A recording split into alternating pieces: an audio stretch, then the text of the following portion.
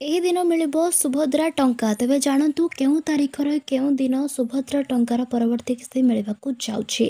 ଭିଡ଼ିଓକୁ ଆରମ୍ଭ କରିବା ପୂର୍ବରୁ ଆପଣମାନଙ୍କ ମଧ୍ୟରୁ ଯେଉଁମାନେ ଏପର୍ଯ୍ୟନ୍ତ ବି ଆମ ଚ୍ୟାନେଲକୁ ସବସ୍କ୍ରାଇବ୍ କରିନାହାନ୍ତି ନିଶ୍ଚିତ ରୂପେ ପାଖରେ ଥିବା ବେଲ୍ ଆଇକନ୍କୁ କ୍ଲିକ୍ କରି ଚ୍ୟାନେଲଟିକୁ ସବସ୍କ୍ରାଇବ୍ କରିଦିଅନ୍ତୁ। ତେବେ ଚାଲନ୍ତୁ ଆଜିର ଭିଡ଼ିଓକୁ ଆରମ୍ଭ କରିବା। ଦର୍ଶକ ବନ୍ଧୁ ପୁଣି ଥରେ ଆସିଲା ଏକ ବଡ଼ ଅପଡେଟ୍। ସୁଭଦ୍ରା ଯୋଜନାର ପରବର୍ତ୍ତୀ କିସ୍ତି ମିଳିବାକୁ ଯାଉଛି ଏହି ଦିନ। ତେବେ ଯେଉଁମାନେ ବି ପୂର୍ବରୁ ଆଦୌ ବି ସୁଭଦ୍ରା ଯୋଜନା ଟଙ୍କା ପାଇନାହାନ୍ତି ସେମାନେ 3ଟି କିସ୍ତିର ଟଙ୍କା ମିଶି ଟୋଟାଲ 15,000 ଟଙ୍କା ପାଇବେ।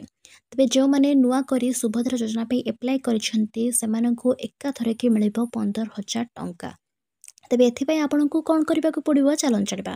ତେବେ ସୁଭଦ୍ରା ଯୋଜନା ଟଙ୍କା ପାଇବା ପାଇଁ ପ୍ରଥମ ଆପଣଙ୍କର ଡିବିଟି ଆକାଉଣ୍ଟ ହୋଇଥିବା ଆବଶ୍ୟକ, ନଚେତ ଆପଣଙ୍କ ଆକାଉଣ୍ଟକୁ ଟଙ୍କା ଯିବ ନାହିଁ।